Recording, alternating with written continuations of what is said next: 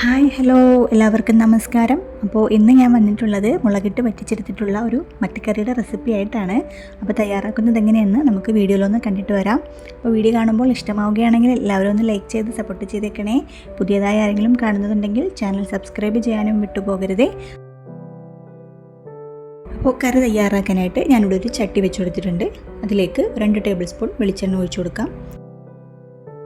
അതിലേക്ക് ഒരു പിടി ചെറിയ ഉള്ളി ചതച്ചെടുത്തിട്ടുള്ളതാണ്. ഒരുപാട് അരഞ്ഞു പോകരുത്, ചതച്ചെടുക്കുക.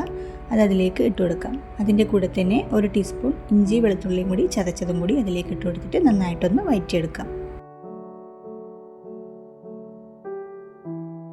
അതൊരുവിധം വഴന്ന് കിട്ടുമ്പോഴേക്കും നമുക്കതിലേക്ക് പൊടികൾ ചേർത്ത് കൊടുക്കാം. 1/2 ടീസ്പൂൺ മഞ്ഞൾപ്പൊടി, 1/2 ടീസ്പൂൺ മുളക് പൊടി, 2 ടീസ്പൂൺ ചതച്ച മുളക്, ഇത്രയും കൂടി ഇട്ടിട്ട് നന്നായിട്ടൊന്ന് വഴറ്റി കൊടുക്കാം.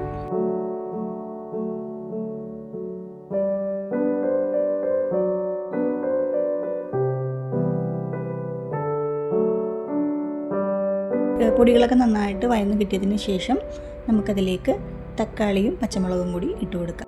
ഒരു തക്കാളിയും ഒരു 3 പച്ചമുളകും കൂടിയാണ് ഞാൻ അരിഞ്ഞിട്ട് ഇട്ട് കൊടുത്തിട്ടുള്ളത്.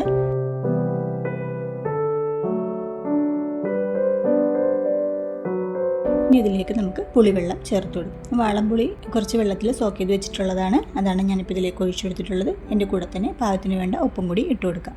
നന്നായിട്ട് യോജിപ്പിച്ചതിന് ശേഷം നമുക്കിത് തിളക്കാനായിട്ടൊന്ന് വെയിറ്റ് ചെയ്യാം.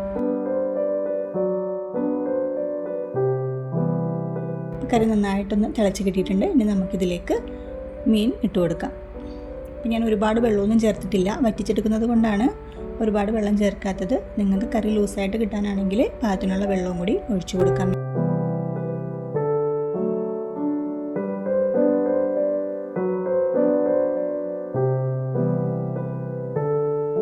ഇതിൻ്റെ മുകളിലേക്ക് കുറച്ച് കറിവേപ്പില കൂടി തൂക്കിക്കൊടുക്കാം. അതിനുശേഷം നമുക്കൊന്ന് മൂടി വെച്ച് വേവിച്ചെടുക്കാം. അപ്പോൾ ഇത്രയേ ഉള്ളൂ. വളരെ പെട്ടെന്ന് തന്നെ നമുക്ക് ഈ കറി തയ്യാറാക്കിയെടുക്കാവുന്നതാണ്.